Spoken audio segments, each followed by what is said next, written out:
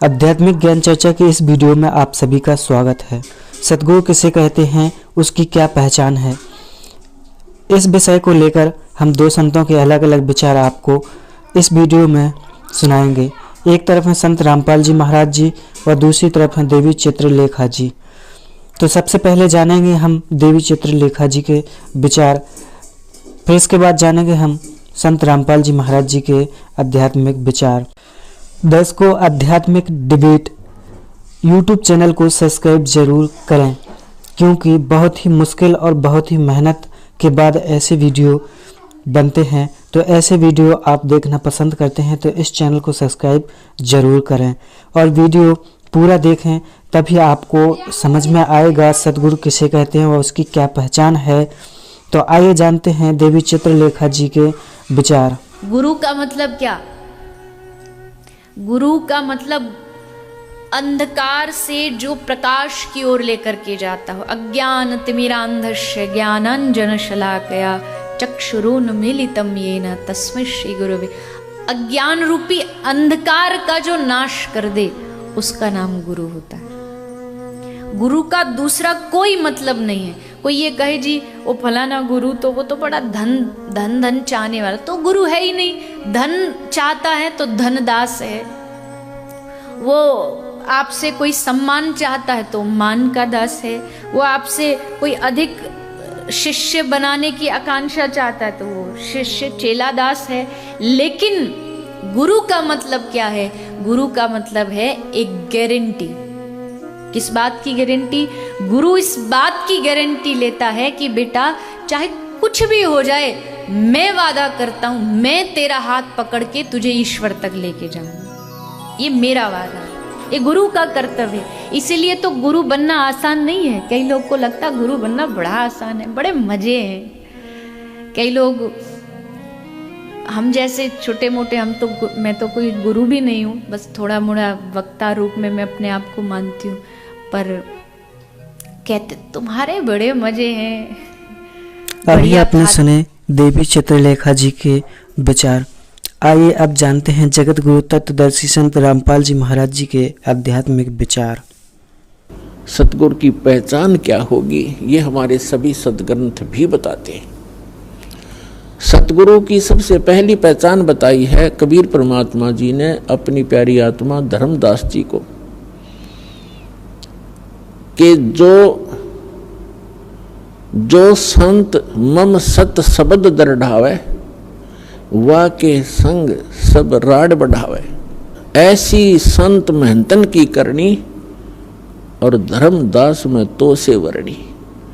पहली पहचान बताई है कि जो मेरा प्यारा हंस, मेरा भेजा हुआ दास, जिसको मैं सतगुरु बनाकर भेजूंगा। सतगुरु का अर्थ होता है सच्चा ज्ञान प्रदान करने वाला, और सच्ची ही साधना उसके पास हो और वो अधिकारी हो उस नाम के दान करने का। सभी मर्यादाओं का वो पालन करता हो, जैसे सभी कंडीशन पूरी हो, तो वो सतगुरु होता है। और वो हम मेरे सच्चे ज्ञान का जो प्रचार करता है, जैसे कबीर पंथ तो अनगिन है। कबीर पंथ के अंदर गुरु अनगिन है और सभी प्रचार करते हैं, किसी का कोई विरोध विवाद नहीं है। हरिदास ने जिस दिन से सच्चा ज्ञान प्रारंभ किया है, उसी दिन से हर तरफ से विरोध प्रारंभ हो गया था। लेकिन परमात्मा साथ होता है तो विरोध लास्ट में व्यर्थ ही होता है उन लोगों का, और फिर उनको पछताने के अतिरिक्त कुछ भी हाथ नहीं लगता। ये तो पहली पहचान बताई है। फिर दूसरी बताई है कि सतगुरु के लक्षण कहूँ मधुरे बैन विनोदे, चार वेद सठ शास्त्र वो कहे 18 बोधे। सतगुरु का दूसरा लक्षण बताया है कि वो एक विशेष ज्ञान प्रदान करता है और सर्व सदग्रंथों को आधार मानकर अपना ज्ञान प्रचार करता है। सभी सदग्रंथों का, सभी धर्मों के मूल ज्ञान का वो ज्ञाता होता है। सोई गुरु पूरा कहावे, 2 अक्षर का भेद बतावे। अब पूरे गुरु की पहचान बताते हुए बहुत से संतों ने कहा तो सत्य है, लेकिन स्वयं उससे परिचित नहीं। उनमें से एक राधा स्वामी पंथ के एक महात्मा हुए हैं श्री सावन सिंह जी। और श्री सावन सिंह जी व्यास डेरा के संस्थापक श्री जयमल सिंह जी के उत्तराधिकारी माने जाते हैं। और श्री जयमल सिंह जी सीधे शिष्य माने जाते हैं श्री शिवदयाल जी के। राधा स्वामी पंथ के प्रवर्तक कहे जाने वाले श्री शिवदयाल जी के सीधे से श्री जयमल सिंह जी ने पंजाब के अंदर डेरा ब्यास की स्थापना की और उनके उत्तराधिकारी श्री सावन सिंह जी। और श्री सावन सिंह जी के शिष्य बिलोचिस्तानी शाह मस्ताना श्री खेमामल जी, जिन्होंने सच्चा सौदा सरसा डेरा में एक डेरा स्थापित कर दिया, बेगू रोड पे है। और उसी की एक ब्रांच जगमाल वाली और गंगुआ में पहुंच गई श्री सावन सिंह जी के ही विचारों की। और वही एक सावन कृपाल मिशन दिल्ली में स्टार्ट हो गया। श्री कृपाल सिंह जी सावन सिंह जी के शिष्य थे। तो उस सावन सिंह जी के क्या विचार हैं वो खुद बता रहे हैं कि गुरु ग्रंथ साहिब में ऐसा लिखा है कि सोई गुरु पूरा कहावे जो 2 अक्षर का भेद बतावे। वो 2 अक्षर कौन से? वो सतनाम है जिसमें एक ओम है, एक गुप्त है। और यही श्रीमद् भगवत गीता अध्याय नंबर 17 के श्लोक नंबर 23 में कहा है, ओम तत्सत इति निर्देश है ब्रह्मण तिर्विध समर्थ। ब्रह्मण माने सतपुरुष, अमर पुरुष, परम अक्षर ब्रह्म। ये पर्यायवाची नाम है उपमात्मक उस पूर्ण परमात्मा के, पूर्ण ब्रह्म के। उसके पाने का ओम तत्सत, ये 3 नाम के जाप का निर्देश है। और वो 3 विधि से उसकी सिमरन होता है। जैसे सतनाम में 2 अक्षर है, इन दोनों का श्वास उ श्वास से होता है, एक का आवे एक जावे। और जो सारनाम है जिसको श्रीमद् भगवत गीता में सत कहा है, तो वो सार शब्द है, सार नाम है, आदि नाम है। उसकी सिमरन की विधि इनसे भिन्न है। वो केवल सुरत और नृत से होती है। सतनाम का जाप 4 पदार्थ से होता है, सुरत, नृत, मन और पवन यानी श्वास। इन चारों को लगाकर सिमरन करना है। वैसे श्वास लेते रहो, ध्यान नहीं है इसके ऊपर तो उसका यूज नहीं। तो ये चारों मिलाकर के जो सतनाम का श्वास उस श्वास से जाप होता है तो वो सही पूर्ण लाभ देता है। फिर जब सारनाम का सिमरन होता है शुरू, उसमें केवल सुरत और नृत ही काम करती है। इसलिए उसको अकय शब्द कहा है कि उसको बोल कर बताया भी नहीं जा सकता ऐसे सिमरन करो। कैसे सिमरन कर रहा हूँ ये बताया नहीं जा सकता, करने वाला ही उसका अनुभव कर सकता है, महसूस कर सकता है। जैसे गूंगा गुड़ खा के उसके टेस्ट को बता नहीं सकता, एक विशेष प्रतिक्रिया ही कर सकता है। ये राधा स्वामी पंथ के ग्रंथ हैं, ये आपको दिखाते हैं। संत मत प्रकाश हजूर महाराज सावन सिंह जी के सत्संगों का संग्रह भाग 4। ये कहाँ से छपा ये देखिएगा।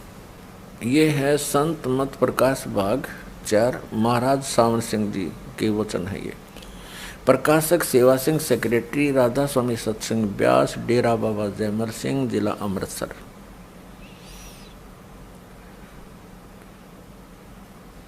उन्नीस 1975 से छपती आ रही है। ये मुद्रक है Sartaj printing press, Tanda road, Joshi state, Jalandhar. अब देखिएगा 261 पृष्ठ पे, 261 पृष्ठ पे ये कोई वाणी है श्री शिवदयाल जी की, और खोलने चले हैं श्री सावन सिंह जी। यह संसार सर है और जो अक्षर है वह ब्रह्म है। ये सर अक्षर, इस पे सारा खेल इन अक्षरों पर है। और तीसरा नी अक्षर, इनको पता नहीं इसके बारे में, वह ब्रह्म है। अक्षर को ये ब्रह्म कह रहे हैं और नी अक्षर पार ब्रह्म है। ठीक है। जब से यह संसार बना है इस महल दुनिया में गुजारा करते आ रहे हैं, किंतु अब गुरु की कृपा से आत्मा इस महल को छोड़कर सतलोक जा रही है।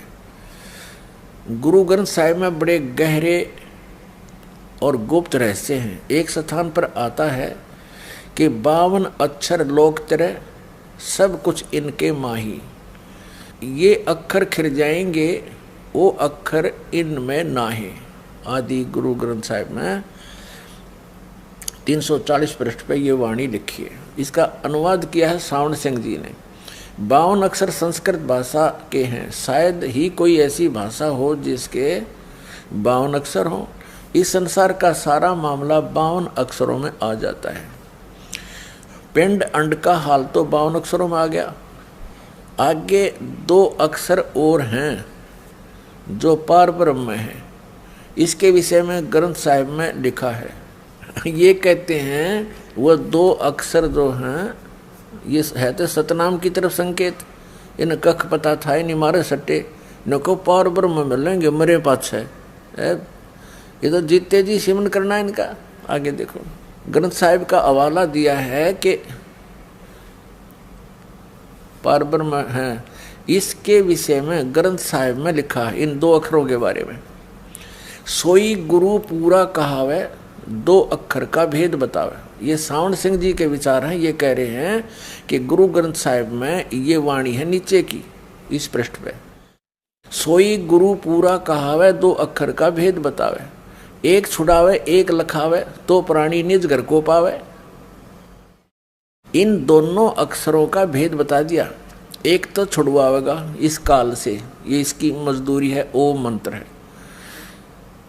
और एक लखावेगा दूसरा, जो सतनाम का दूसरा मंत्र है वो पार नहीं कर सकता। वो केवल अक्षर पुरुष के लोक में ही प्रवेश करा सकता है, उससे आगे नहीं जा सकते। वो तीसरा मंत्र सार नाम, सार शब्द, विधेय शब्द, अकय शब्द जिसको बोलते हैं, वो पार करावेगा। उससे मोक्ष होगा, वो सार शब्द से। वो भी सिमरन करने का, उसकी भी कमाई करनी है। देखिएगा, सोई गुरु पूरा कहावे, 2 अक्षर का भेद बतावे। सतनाम की तरफ संकेत है, 2 अक्षर का हो सतनाम। एक छुड़ावे, उन अक्षरों में थे एक ओम तो छुड़वाओगा। जैसे श्रीमद् भगवत गीता अध्याय नंबर 18 के श्लोक नंबर 66 में गीता ज्ञानदाता कहता है कि तू सर्वधर्मान परित्यज्यमाम एकम शरणम व्रज अहम तवा सर्व पापेभ्यः मोक्षामि मा शुच। ये कहता है कि मेरे सतर की जितनी धार्मिक क्रियाएं हैं, जैसे ओम नाम का जाप है, इसका ब्रह्म का यो काल है, सरपुरुष भी इसी को कहते हैं। ये केवल 21 ब्रह्मांड का मालिक है। कहते ओम नाम की कमाई मुझ में छोड़ दे, मुझे त्याग दे मेरे में, तब एकम शरणम व्रज, उस सर्वशक्तिमान परमेश्वर की शरण में जा, उस परम अक्षर ब्रह्म की में, फिर मैं तुझे सब पापों से छोड़ दूंगा, मुक्त कर दूंगा, तू चिंता मत कर। तो ये ओम नाम की कमाई हमने इस काल से छुड़वाएगी, ये इसको सौंपनी पड़ेगी। पहले हम क्या करते रहे, ओम नाम का जाप करके ब्रह्मलोक में चले जाते हैं, उस महास्वर्ग में अपनी कमाई बर्बाद करके फिर आ जाते। अब हम इसको वेस्ट नहीं करेंगे, इसका कर्जा तार देंगे। ये फिर हमें मजदूर कैसे बनाएगा जब हमने कर्जा दे दिया इसका। तो एक छुड़ावे एक लखावे। अब जो सतनाम का दूसरा अक्षर है जो धर्मदास जी को दिया था मालिक ने, सतनाम, वो दिखाया आपको और भी दिखाते रहेंगे। तो दूसरा मंत्र जो है वो अक्षर पुरुष की कमाई है, जो हमें 11वें द्वार से पार करके जाएगा।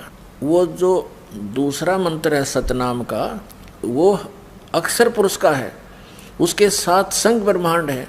इस ब्रह्मलोक से, सरपुरुष के लोक से हम जब चलेंगे तो 11वें द्वार को सतनाम का दूसरा अक्षर ही खोल सकता है और नहीं खुल सकता। तो जब वो 11वां द्वार हम पार करेंगे तो वहाँ पर ये सतनाम के दूसरा अक्षर की कमाई काम करेगी, और उसकी कमाई का हम टैक्स देंगे, किराया देंगे, रेंट देंगे इसको, क्योंकि 7 संग ब्रह्मांड को पार करके हमने सतलोक में पहुँचना है। जो हमारा दूसरा मंत्र है सतनाम का, ये हमें भंवर गुफा तक पहुंचा देगा। और वो भंवर गुफा है, वहाँ एक बैरियर लगा है, वहाँ से सतलोक दिखाई देना शुरू हो जाता है। लेकिन जिसके पास सार शब्द नहीं है, वो तीसरा नाम विधेय शब्द नहीं है, वो मंत्र उसकी कमाई नहीं है, तो वहाँ देख सकता है, उसमें प्रवेश नहीं कर सकता 12वें द्वार में। तो इस प्रकार इन तीनों मंत्रों का अपने अपने स्थान तक पूरा लाभ है। तो 3 मंत्र का जाप है। गीता जी अध्याय नंबर 17 के श्लोक नंबर 23 में भी कहा है ओम तत्सत इति निर्देश है। ये सांकेतिक शब्द, ओम तो क्लियर है, ओम तत्सत इति निर्देश है। ब्रह्मणे त्रिविध समर्थ है। ब्रह्मणे माने सच्चिदानंद घन ब्रह्म के पाने का, सतलोक जाने का। लेकिन गीता ज्ञानदाता को इन 2 मंत्रों का पता नहीं। ओम तो सीधा है, इसलिए उसने 4 अध्याय के 34वें श्लोक में कहा है कि जो ज्ञान परमेश्वर आकर बोलता है स्वयं, 4 अध्याय के 32वें श्लोक में, 4 अध्याय के 34वें श्लोक में श्रीमद् भगवद गीता में निर्णय करके दिया है कि एक ज्ञान परमात्मा स्वयं आता सतलोक से चलकर, और वो अपने मुख कमल से बोलता है। वो तत्व ज्ञान है, वो उसकी वाणी, उसके मुख से निकली हुई वाणी, परमेश्वर के मुख से बोली हुई वाणी, वो तत्व ज्ञान है, वो सूक्ष्म वेद है। उस सूक्ष्म वेद को तू तत्वदर्शी संतों के पास जाकर समझ, वो